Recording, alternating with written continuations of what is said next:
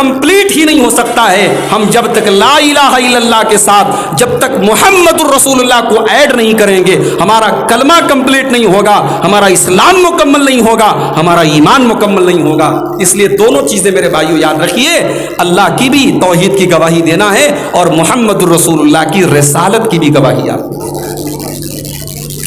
वतुकीमस्सला, नमाज कायम करो, वतुतिय ज़कात, ज़कात अदा करो, वतसूमा, रमज़ान, रमज़ान के रोज़े रखो, वतहुज्जल बैता, और अल्लाह के घर का तुम हज करो। ये 5 चीज़ें इस्लाम हैं, ये इस्लाम के 5 पिलर हैं, 5 खंबे हैं, इनके बगैर इस्लाम नहीं है। फिर हज़रत जिब्रील ने दूसरा सवाल किया, ऐ मोहम्मद सल्लल्लाहु अलैहि वसल्लम, ईमान किस चीज का नाम है? अल्लाह के नबी ने अब ईमान की परिभाषा बताई, ईमान की डिफिनेशन बताई। अंतुमिना बिल्लाहि व मलाइकतिहि व कुतुबिहि व रुसुलिहि वल यौमिल आखिर वल कद्रि खैरिहि व शर्रिहि। ईमान इस चीज का नाम है, तुम अल्लाह के ऊपर ईमान लाओ, तुम अल्लाह के फरिश्तों के ऊपर ईमान लाओ, तुम अल्लाह की किताबों के ऊपर ईमान लाओ, तुम अल्लाह के रसूलों के ऊपर ईमान लाओ, तुम क़यामत के दिन के ऊपर ईमान लाओ, और तुम तकदीर चाहे अच्छी हो चाहे बुरी हो, तकदीर के ऊपर ईमान लाओ। जब से मैं आया हूँ झारखंड में, बंगाल में, सुबह से लोग सवाल कर रहे हैं, शेख साहब यूपी के अंदर क्या हुआ? भाई जो हुआ हुआ, हमारा तो ईमान है, हमने तो तकदीर पर ईमान रखा। हमारा ईमान है कि हमारी तकदीर में जो लिखा है वही होना है। अगर हमारी तकदीर में नुकसान लिखा है, सारी कायनात मिलकर के हमें फायदा नहीं पहुंचा सकती, और अगर हमारी तकदीर में फायदा लिखा है, सारी दुनिया मिलकर के हमें नुकसान नहीं पहुंचा सकती है। ये हमारे नबी ने हमें और आपको सबक दिया है। तो हम तकदीर के ऊपर ईमान रखते हैं, हम अल्लाह के ऊपर ईमान रखते हैं।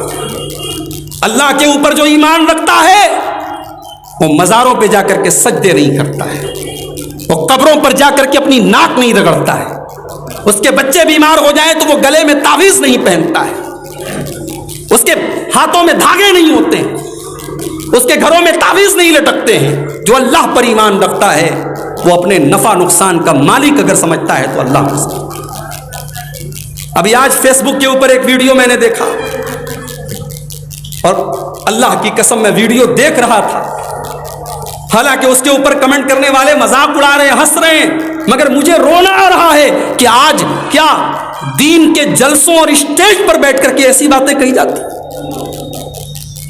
बयान करने वाले मौलाना साहब बयान कर रहे हैं, शेख अब्दुल कादिर जिलानी पीराने पीर, जिनको गौसे आजम भी कहा जाता है, गौस के माने मददगार, आजम के माने सबसे बड़ा, गौसे आजम सबसे बड़ा मददगार।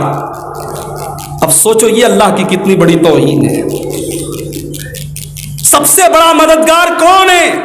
हमारा ईमान तो वही यही है कि हम जिसके लिए इय्याका नअबुदु व इय्याका नस्तईन कहते हैं, वही हमारा गौसे आजम है, वही हमारी मदद करने वाला है।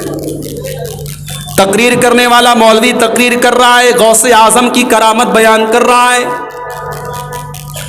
कहता है लोगों, शेख अब्दुल कादिर जिलानी की करामत ये भी थी कि वो जिस आदमी से मुसाफा कर लेते थे उस दिन उस आदमी की मौत नहीं होती थी,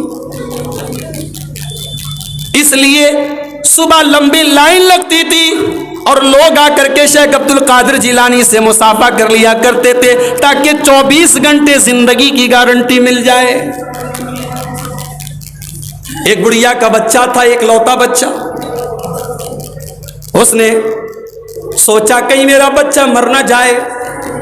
रोजाना वो सुबह अपने बच्चे को लेकर के आती थी और शेख अब्दुल कादिर जिलानी से अपने बच्चे को मुसाफा करवाती थी। उसको डर था कहीं मेरा बच्चा मर न जाए, इकलौता बच्चा है। एक दिन मुसाफा करवा के घर पहुंची, बच्चा ऊपर बरामदे से आंगन में गिर गया, बच्चे का इंतकाल हो गया। उसको शेख अब्दुल कादिर जिलानी के ऊपर इतना ईमान था, इतना अकीदा था, اس کو یقین تھا میرے بچے نے صبح شیخ عبد القادر جیلانی سے مصافحہ کیا ہے، میرا بچہ مر نہیں سکتا ہے۔ اب یہ مولوی صاحب بیان کر رہے ہیں، میں آپ کو صرف نقل کر رہا ہوں، میں کاپی پیسٹ کر رہا ہوں۔ بچے کو لے کر کے بڑھیا آئی۔